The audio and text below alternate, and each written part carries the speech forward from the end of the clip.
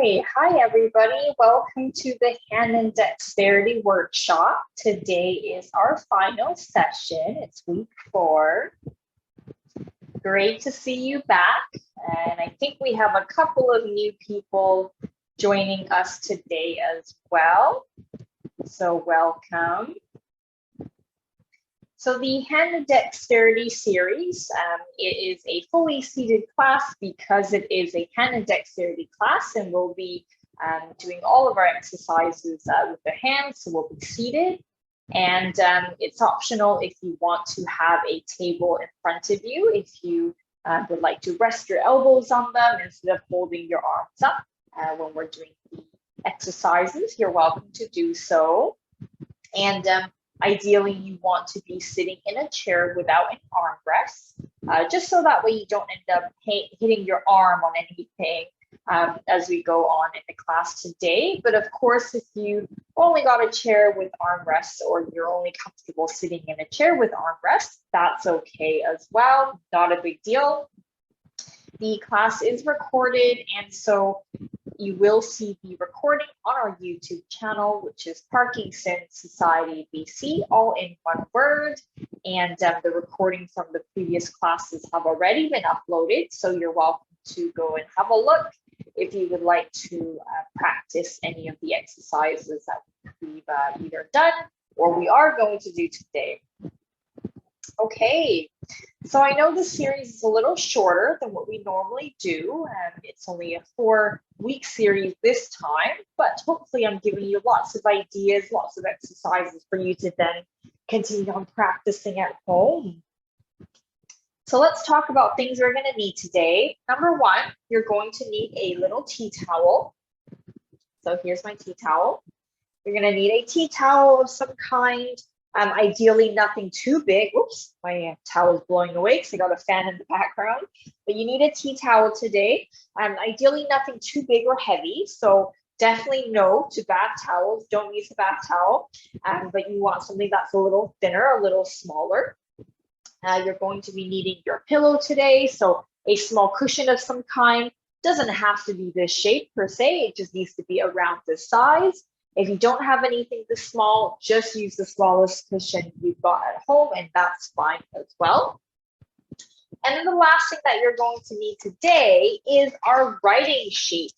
So here's the sheet that I prepared today, and then I told you a little bit about it at the end of last class, so hopefully you've got it. So you can see the lines on the sheet, they're not even, and that's very normal. So you can see that the sheet goes from big to small, small to big, big to small, small to big, and so on and so forth. So the lines are always going to be getting bigger or getting smaller.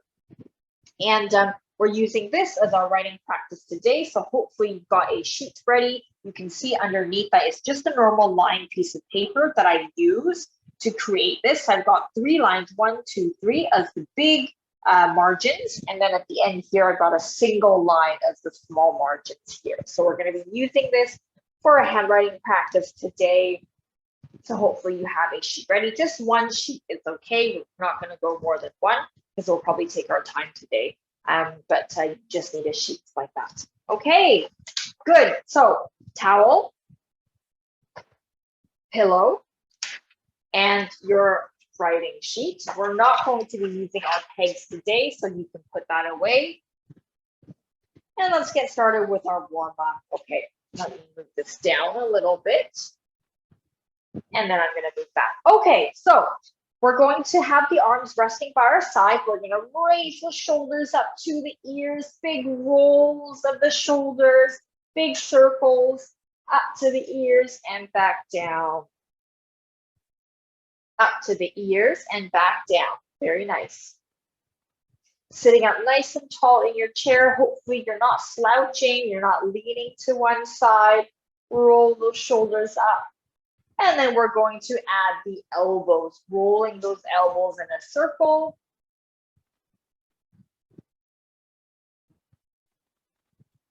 And we're going to reverse that elbow circle forward.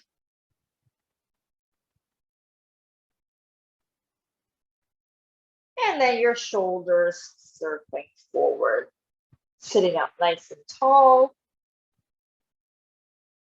And rest the arms, chin down towards the chest.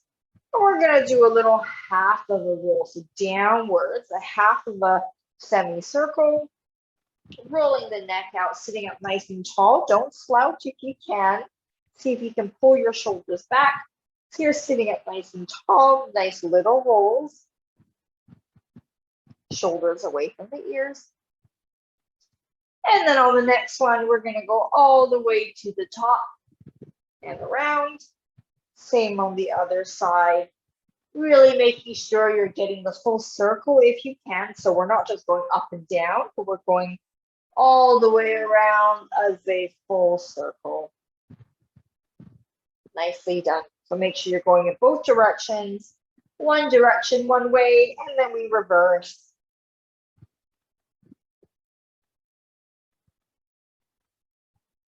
Very nice. Okay, we're going to clasp the hands together like so, and we're going to draw big figures of 8 with our wrists here, keeping your hands clasped. Trying to keep those elbows down, so don't let your elbows come up this way. Keep them down if you can, using your wrists to draw the figure of 8.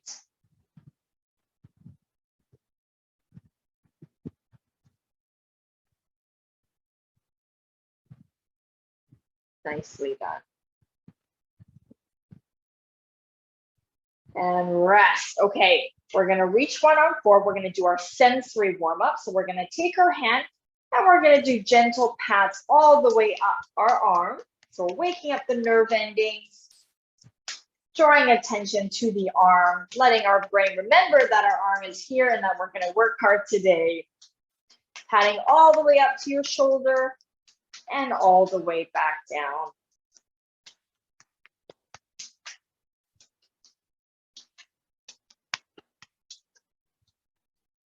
And then we're going to flip the hand over, same thing on the other side. Tapping all the way up and all the way down. Nice gentle taps.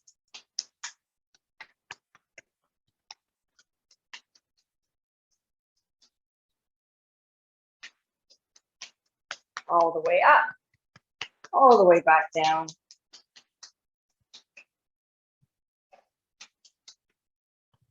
And then we're going to squeeze down the arm, down the length of the arm, trying to get as much surface area as you can with squeezing of the skin, of the fingers, of the muscles, all the way up the arm, and then all the way back down again. Make sure you go all the way to the shoulder, and then all the way down, getting as much surface area as you can, waking up those nerve endings, drawing our brain's attention to the arm. And then we're going to switch sides. Other hand forward, tapping all the way up the arm. Nice gentle taps. And all the way down the arm. Getting every inch of skin if you can. Don't forget about the fingers, the back of the hands.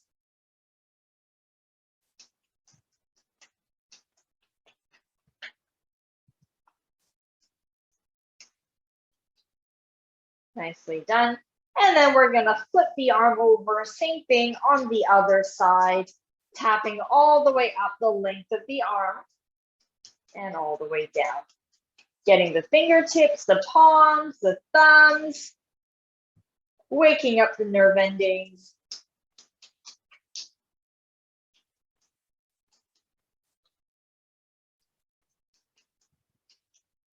And then we're going to squeeze the arm now, all the way up the arm, and then all the way down, getting as much surface area as you possibly can. Don't forget about the thumb, the palm, the fingers, all the way up the arm.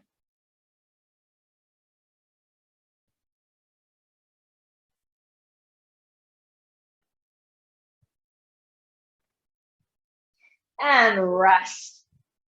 Opening our hands, nice gentle stretch of those fingers, bringing them apart from each other, and then clenching them in, holding for 3, 2, 1, and spread them nice and wide again. Nice stretch through the palm, through the fingers, and then coming back and squeezing 3, 2, 1, and open again as wide as you can.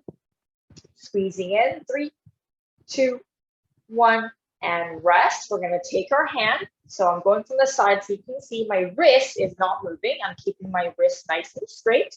I'm going to stretch the finger. So just the knuckles. I'm stretching the fingers back so that way I can feel a stretch through those finger flexors. And if you want, you can take it a little further and bring the wrist back as well. But if that's too sore for you or it doesn't feel comfortable, you don't have to do that. Good. Other side, same thing. So you can see from the side that my wrist is straight, and I'm going to take this part and I'm going to bring it back. So from these knuckles here, you're stretching back, keeping that wrist straight. And then when you want to, you can then bring the wrist back as well. You don't have to bring it quite as far back. Just go as far as you feel you're comfortable. Or if not at all, you can stay here. That's okay. And then come back up and shake out your hand. Okay, first exercise we're doing is going to be a little bit of a thinking task. So I'm going to show you one side. So on one hand, here's what we're going to do. You'll remember this exercise from previous weeks. We did our opposite finger to the thumb. So remember previous weeks, we went like this, index finger to thumb, keeping the other fingers up. So we're not letting the fingers curl down, we're keeping them up. Then we open the hand back up. Then it's the next finger, the middle finger to the thumb. Don't let the fingers curl, keep them pointing up and spreading out. Open.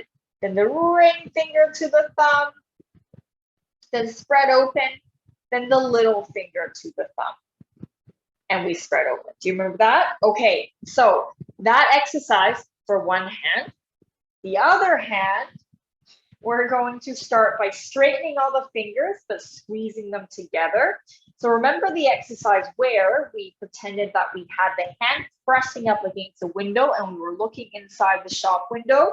So the hand is very flat. We're not cupping, not curling anywhere. We're flattening the hand. Okay, so here's what we're doing. We're going to open the first web space and close. We're going to open the second space without the fingers curling. Keep them as straight as you can. Don't let the thumb come in. And close. Next space over. And close. Next space over. And close. Do you remember that? Okay, so we're now putting that together. So nice and slow, it looks like this.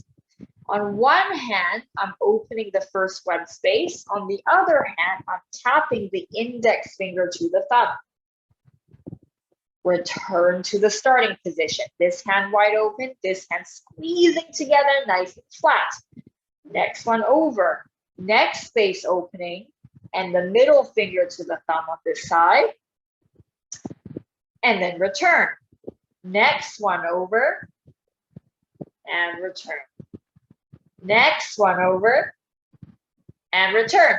Then we're going to switch sides. Okay, so now this hand is doing the opposite finger to thumb, right? Opposite finger to thumb. And this one here, we're doing the opening of the web spaces like this. Straightening the fingers, don't let them curl in. Okay, so then on this side, it looks like this. I can tell we probably all hate this one already. And then once you're done, you switch and you do that again. So join me here if you can. Take your time. You don't have to do this fast. I don't expect you to be doing this fast. I just want you to get the technique. This is a really good brain teaser one because you're doing two different cognitive sets and you're trying to get your brain to do both.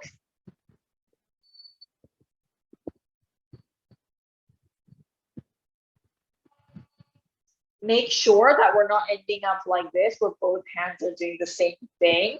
You want to make sure one hand is squeezing in like you're pressing against the shop window, and the other hand is doing that finger to thumb. This one's pretty challenging, so don't worry if you find it really difficult. Use your eyes, look at both of your hands before you move on to the next position to just check that you've got the right finger going where they're supposed to go.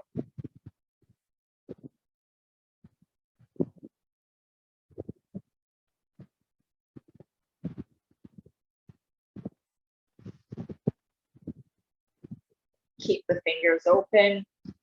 Make sure the hand that's flat, the thumb is not cupping in, and you're switching after each one.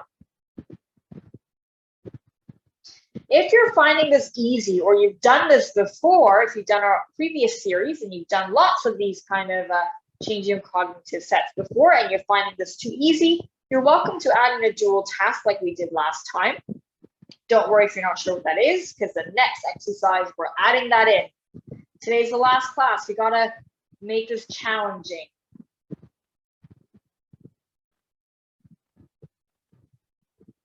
Check in with yourself, have a look at your hands, make sure that we're not now morphing both those movements together.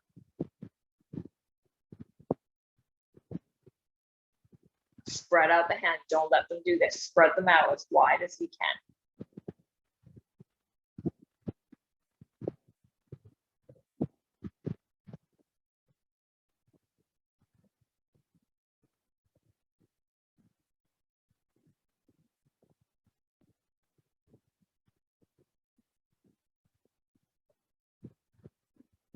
Oh, I've now done the long run.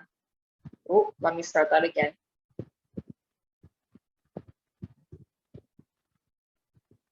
There we go, that's better. Even I got mixed up, so don't worry if you're finding this really challenging.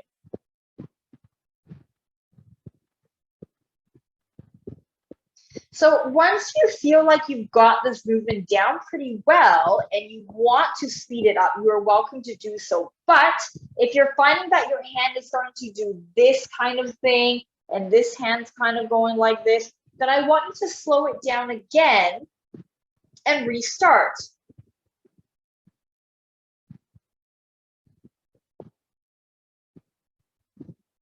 I think I probably messed up in the last few because I've been too busy talking and thinking about the next thing, thinking about more ways to nag you.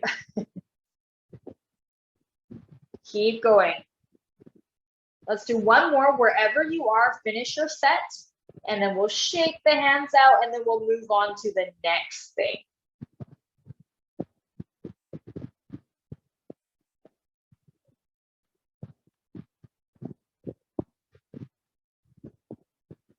And shake it out. Nicely done. Okay, so we are now going to grab our towel. So we got our tea towel here. We're going to grab this now. So here's what we're going to do. Similar exercise to last time, or sorry, the same exercise as last time, where we grab hold of a corner piece. You can see here, there's a corner piece. Hold on to it in one hand. Doesn't matter what hand, we'll do both. But you grab hold of this corner piece with your thumb and your index. You see that, your thumb and your index. And you're letting the fabric hang downwards. So hang downwards, and your fingers are pointing down, your palm is pointing down, and then you're going to use your fingers and you're going to scrunch up the towel into as small of a ball as you can, noticing that the fabric's hanging down the whole time, right? So I'm not doing this. I'm not doing this kind of thing. No cheating. So you're scrunching up the fabric into your palm, as small of a ball as you can possibly go. And then when you can't go anymore, you're going to now throw the fabric up, catch it in the other hand, and then you're going to fidget your way to a corner piece, and you're going to start it again. Okay, that's the physical movement. But of course, I'm not going to make it that easy. So that's the physical movement. You're scrunching up the fabric.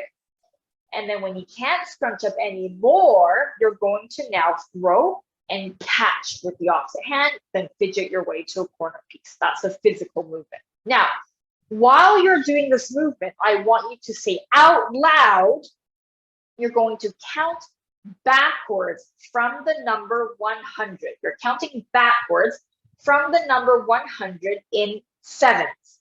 So, for example, you would go 100, 97, 86, 79, and so on and so on. So every number you say is going to be minus 7. So you're counting backwards, starting from the number 100 in sevens. Hopefully that makes sense. Okay, join me when you're ready. Remember, when you're scrunching the fabric, we're not doing this, right? We're not trying to catch the fabric. We're keeping the fingers facing down, the fabric facing down, noticing that I'm using all of my fingers. So I'm not having the fabric get caught and then I'm just going like this, right? I'm using all of my fingers.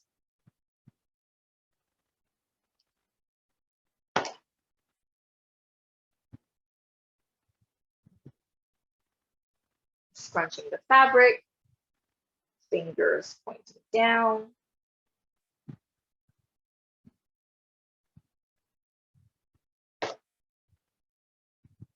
And then fidget your way back to the corner piece. Hopefully you're still doing your dual tasking, counting backwards from the number 100 in sevens. I will be quiet now so you can concentrate.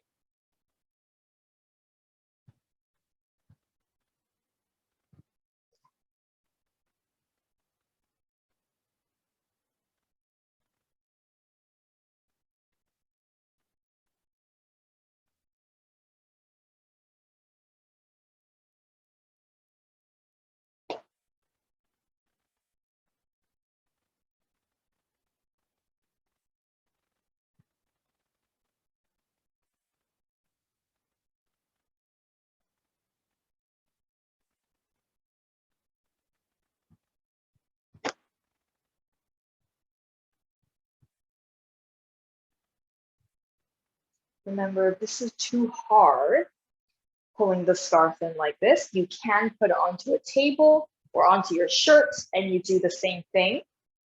So you can have it against something. It'll be easier if you're using this and you're using the side of your shirt to scrunch, for example, or on your lap. That might be a little easier. But up to you. Okay, I'll be quiet again so you can concentrate.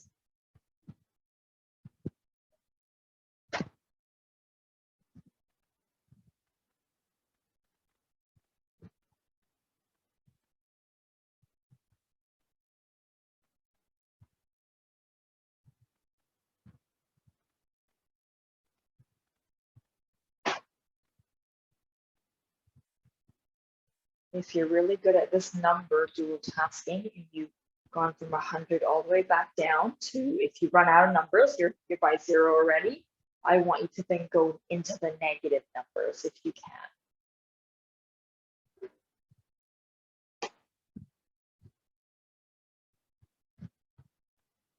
A few more minutes.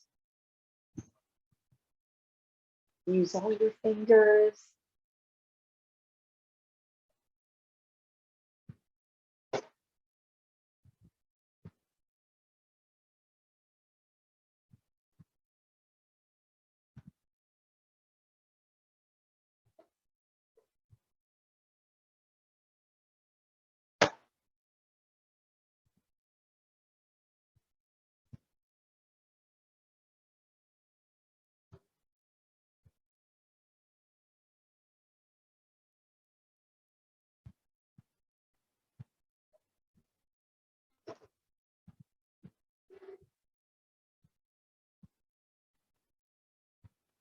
One more minute.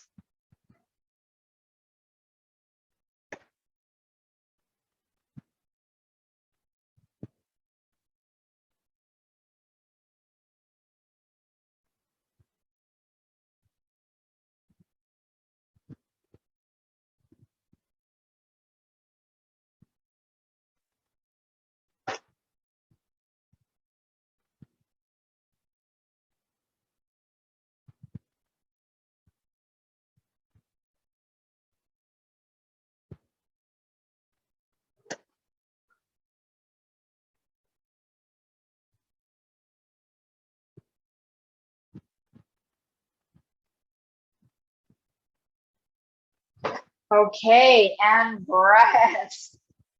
Okay, what do we think? How was that? Hopefully not too challenging. Okay, so we're gonna keep hold of our towel this time though. With the towel, I folded it, so I'm going to fold it so that it's small enough for me to use on one hand. So I've got it more narrow. See how I folded it more narrow? So now what I'm gonna do is, remember previous week we did a rolling exercise, right? Where we got the fingers to roll the towel and then we went like this and we unrolled it. Okay, so we're doing that today, except today we're doing with one hand.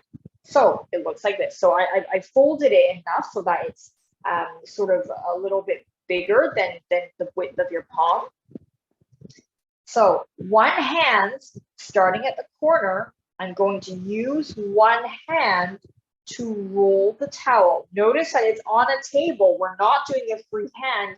It's on the table, so it's a little bit easier to do. By all means, if this is too easy and you want to do it in the air, free hand, you're welcome to do so, but you don't have to, okay? So you're using your fingers and your thumb to try to roll this fabric up as small as you can, so as tightly as you can. So you're almost doing this sort of a walking motion with the fingers. You're squeezing the fabric in, and then your thumb is sort of rolling it, and then you're kind of pressing it down in place, and then you're using your fingers to squeeze that fabric in again.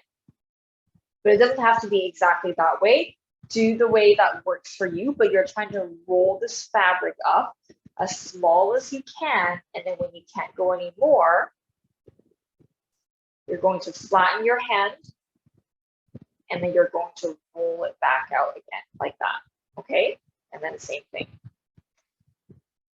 Just tip my camera down so that way it's easier to see. So you're using one hand and you're rolling it. So you can move from corner to corner to try to get the fabric in as tightly as you can. Doing it on a table is going to be easier than if you try to do it freehand by holding it up.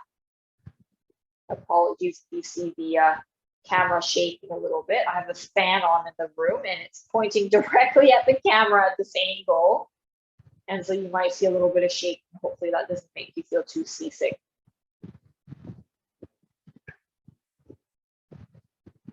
Same hand. You're rolling it, then unrolling it with one hand.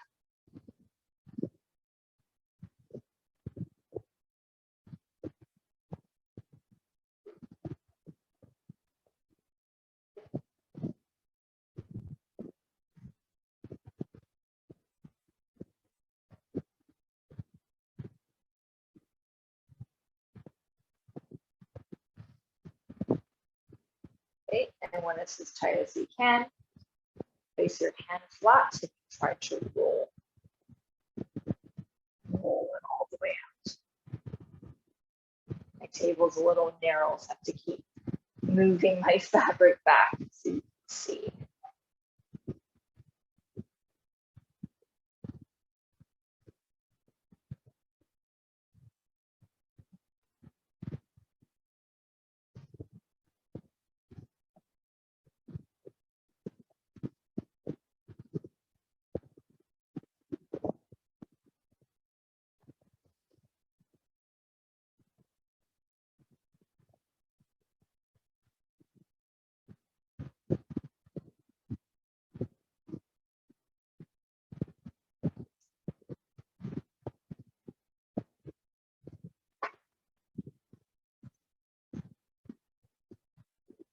Okay, one more on this hand, and then we're going to switch sides. Hopefully you're still sitting up nice and tall in your chair, or at least not slouching. Not slouching over to one side. You're still maintaining your position.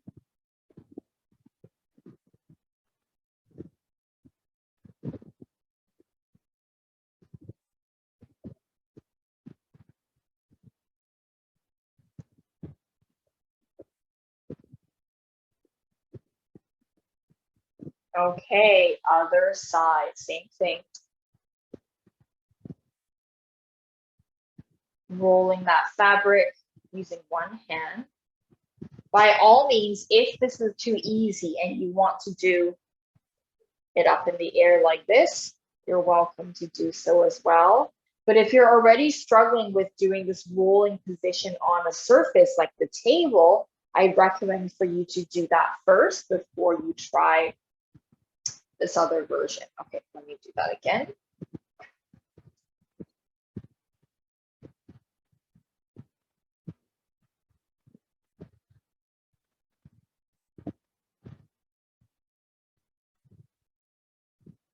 You might find that one side is a little easier than the other. For example, my right hand is much better than my left, or is a little crooked as I roll, but that's okay. You're still trying to get it as tightly rolled as possible. Think of this as a packing exercise for if you go on vacation. Rolling those shirts, rolling those socks, trying to get as much room as you can in the suitcase.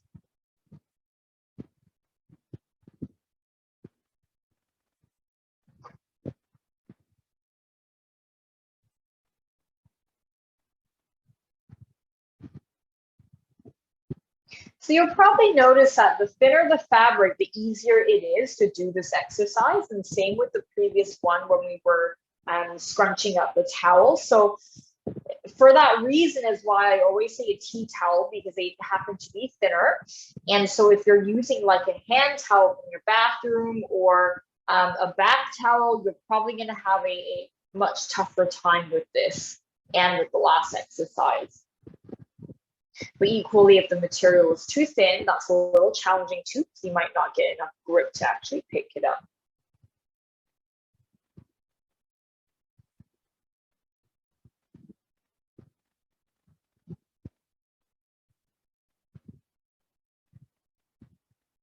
How are we doing with this one? Hopefully good.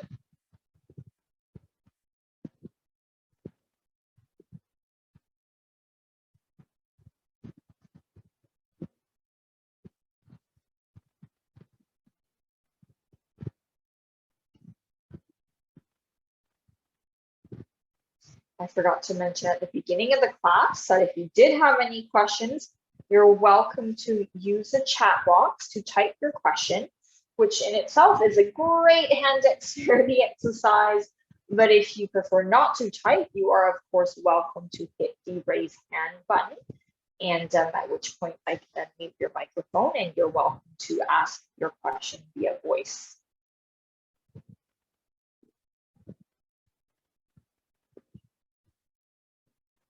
Okay, let's move our towel out of the way. We'll move on to the next one. If your hands feel a little sore, you can open and close it a few times. You can shake it out, maybe give it a little bit of a rub, whatever you need to just stretch out the hand a little bit.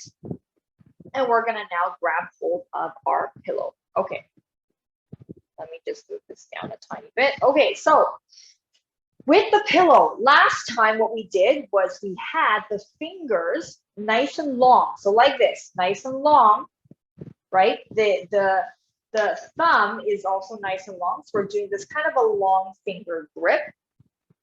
And so what we're going to do here is we have the hands nice and long, and you can see from the back, my thumb is nice and long as well. And we're going to open the hand, and you're going to let the pillow drop down, and you're going to catch it at the top in that same long finger grip. Can you see that? That long finger grip. So I'm not doing this. I'm not scrunching. I'm not bending the fingers. I'm keeping it nice and long. So it's almost like the crab pincers that we talked about previously. So you're straightening the fingers, straightening the thumb, nice and long. Squeeze the fingers together so they're not open. So think crab pincers. And then you're going to do the same thing in reverse, where you throw that cushion up and you grab hold of the bottom in that same kind of pincer-like fashion, okay? And the same thing on the way down, like that. And then on the way up, exactly the same thing. Try not to grip like that. So you don't want to be doing this. You want to be as flat as you can. Think as wrinkle-free as you can in the fabric of that cushion.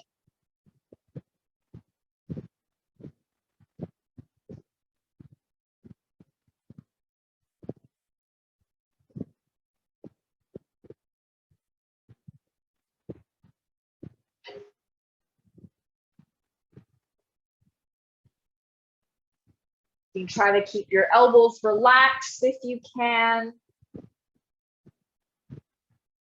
So hopefully the elbows are not like this. Keep them relaxed if you can. Let the movement just come from the hand itself.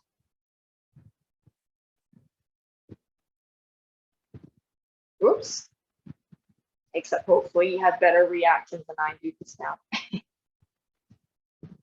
I must say, this hot weather is making me feel very tired all the time. So sometimes I feel like I'm a little slower than usual. Hopefully it's not too hot where you are. Although I did hear that apparently a thunderstorm is coming, so who knows? Making sure the hand is nice and long, so not like this, nice and long. You might start to get a little bit of a cramp feeling in the palm of your hand. If you are getting that, you're welcome to shake out your hands and then come right back to it.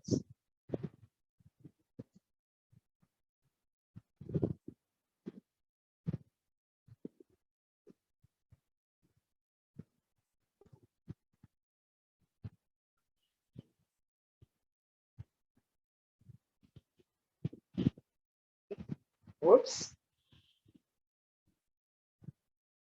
Hopefully you're catching the cushion a little better than I am today.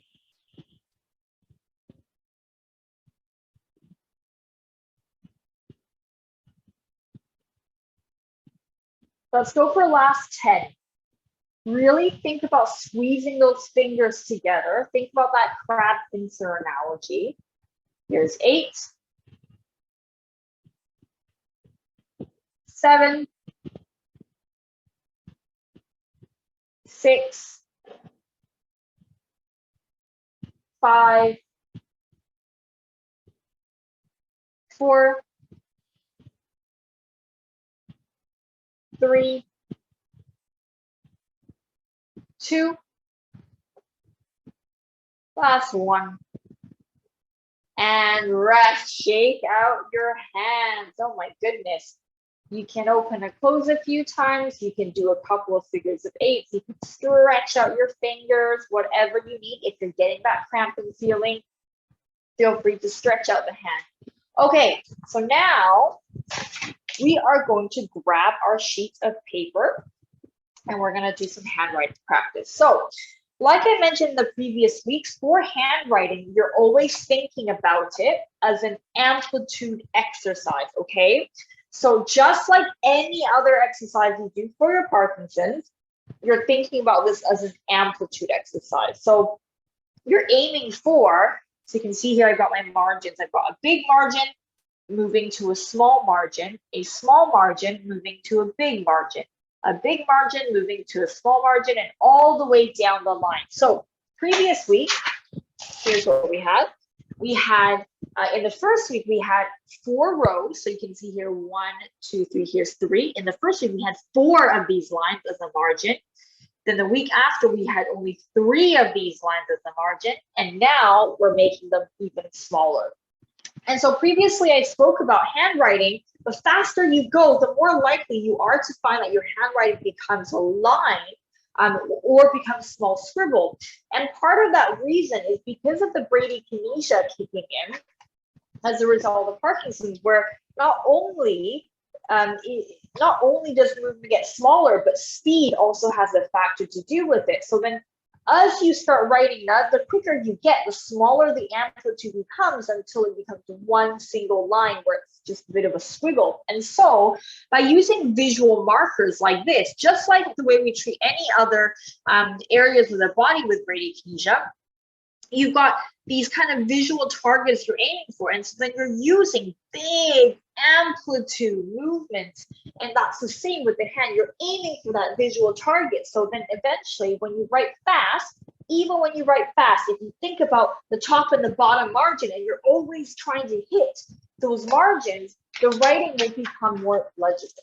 Okay, so with this, you're aiming for that changing of amplitude, going from big to small, small to big, and so on and so on. So we're going to use this as a way to practice today, and you're aiming to touch the top and bottom margins every time. So let me get my highlighter. So I'm using a blue highlighter just so that way it's easier for you to see. But of course, at home, you don't have to use a highlighter. You can use a pen, a pencil, whatever you like. But for the purpose of today, I'm going to be using a blue highlighter so you can see. Okay, so you can see I've got big to small, small to big, and so on and so forth. So regardless of where the amplitude is changing, you're going to make sure that you're going to be writing. Let me lift this up a little bit. Maybe that's better. It's on my computer's on an angle, so I want to make sure you can still read this. Okay, so no matter where the amplitude is going, no matter how big or small the margins are, you're always hitting the top and the bottom of the margins every time. So with today's writing, you can write whatever you like. So you can write sentences, whatever you like. And you don't have to go fast. I mean, by all means, if you did want to go fast, you're welcome to, but you have to make sure you're hitting the top and the bottom margin. So top and the bottom margin every time. If it's a small letter, then the top margin becomes the middle margin, and then you'll see it get smaller. And again, because I'm writing backwards, my apologies if the letters look backwards, or if the letters are backwards. Okay.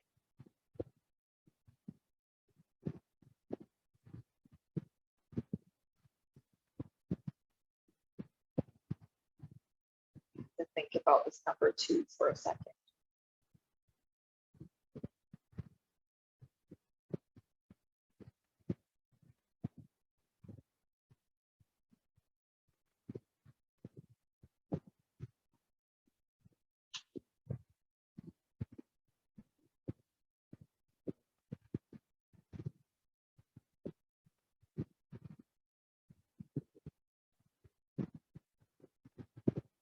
Yes, because I'm using a highlighter, it's harder to for you to actually see the letters. I might change it to a pen because the highlighter is a little thicker, so it might be harder to see. Maybe let's try this. Oh, no, this pen is out. Okay. Keep going. Deciding not to use the highlighter because the tip is pretty thick, and so when we get to the smaller margins, you're not going to be able to see that. It'll just look like one big smudge.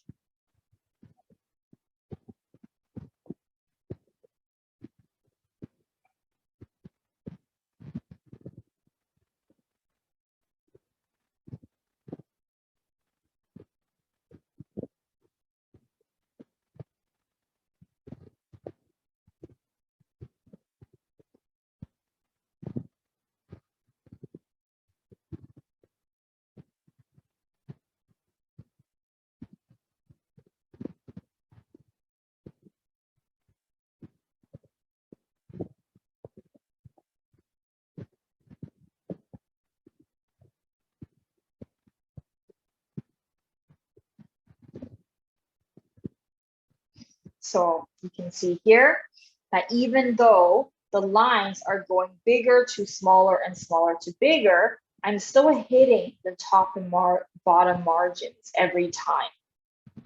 So actually, even though this line looks very small, if you look at it for a second, I'll go this way, you can see that this line is actually just a single line on the actual line sheet of paper. So even though it looks small, that is a normal line on the paper.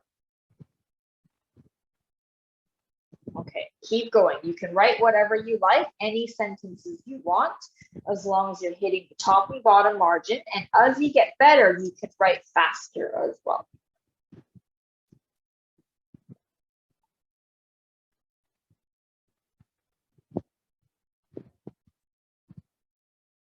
Trying to write as neatly as I can upside down so you can read it.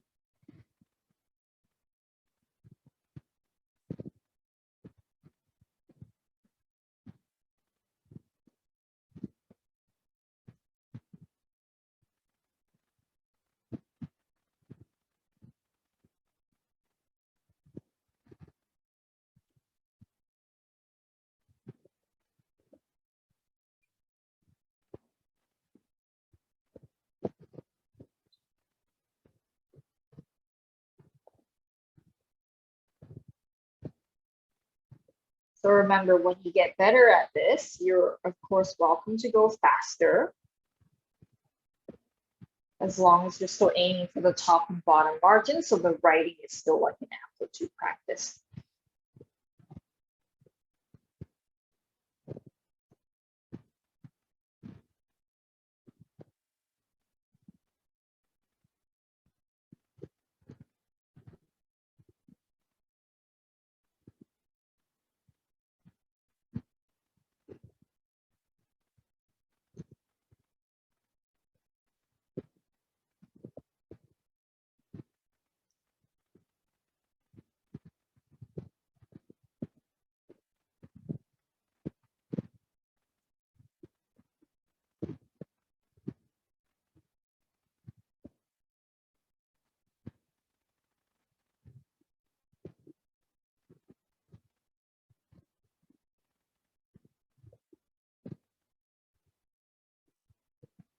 How are we doing with this one?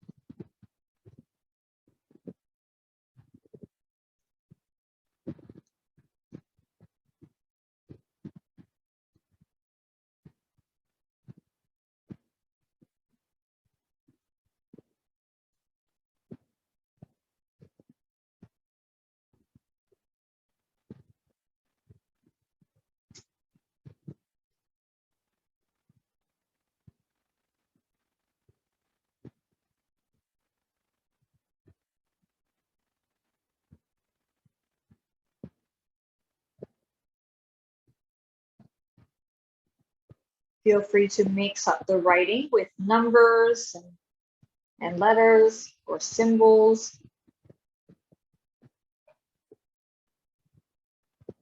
I think I got all my D's and G's in the right orientation today. Usually writing upside down, I'll mess up one of those.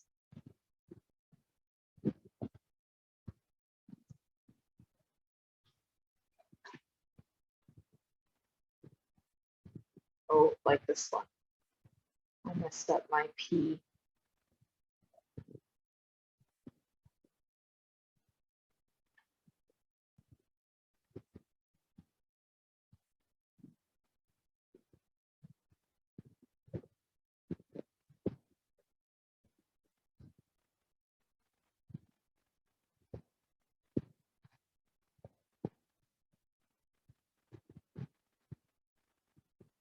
So you can see, always touching the top and bottom margins, even though the lines change in shape and size.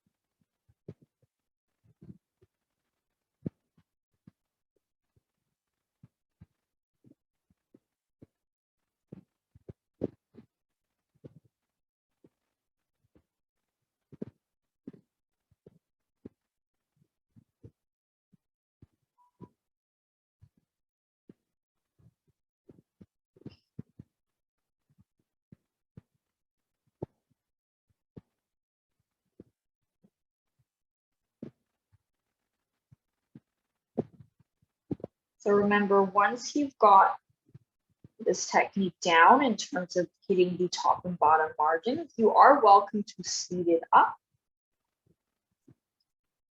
But if you're finding that as you're speeding up your writing, the amplitude is deteriorating, I want you to slow it down again, or rather than concentrate on the speed, see if you can concentrate on writing as big as you can, in this case, within the lines here.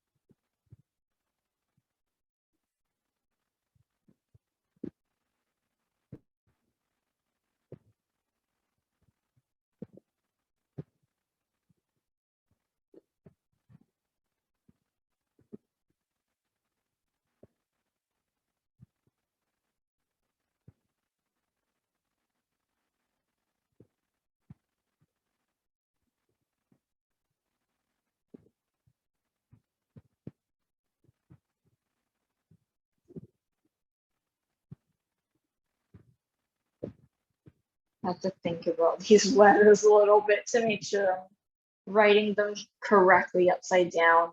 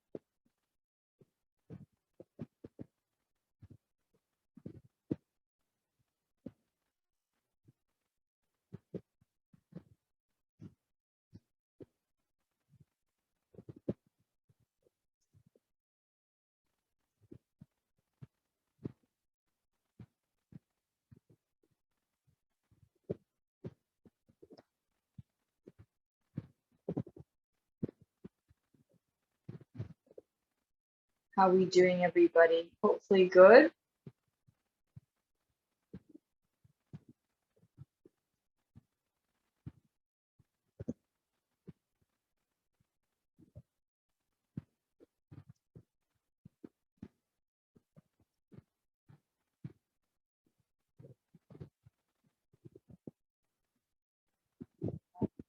Backwards. Trying to get my B's not backwards, but writing them upside down. But you get the point.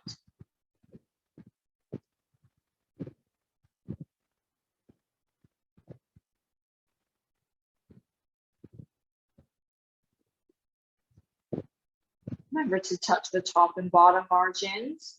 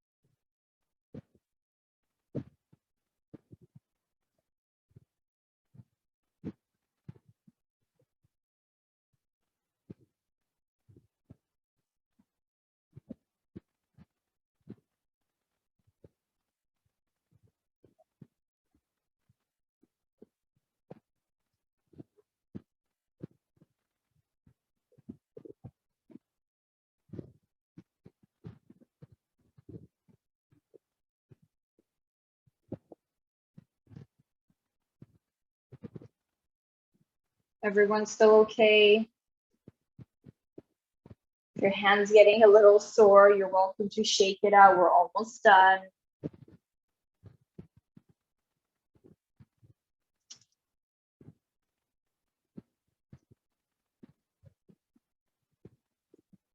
Okay, so this is the idea. I haven't quite gotten the full sheet yet, but you get the point. So big letters to small letters to big letters.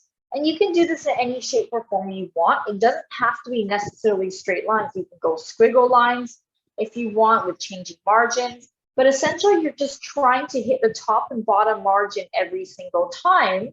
So that way you're using this as an amplitude practice, because when you're practicing for your handwriting and your hand function in general, it's similar to when you train other areas of the hand, or not of the hand, the other areas of the body affected by Parkinson's, where you're doing lots of big amplitude movements, lots of very specific type of movements, lots of visual targets to help you, those kind of things. And so the writing practice doesn't exactly have to be like this, but it helps when you have the underlying lined paper. So you can see that there's lines underneath this already, which is really helpful because then you can use that as your visual marker. And if you don't want to be writing on lined paper all the time, you can get lined paper and put it underneath, say, a blank piece of paper. So you have the lines and you can use that as sort of a visual aid to help you. And then eventually when you're writing, hopefully then you remember to write with bigger amplitude and you might not need the lines anymore.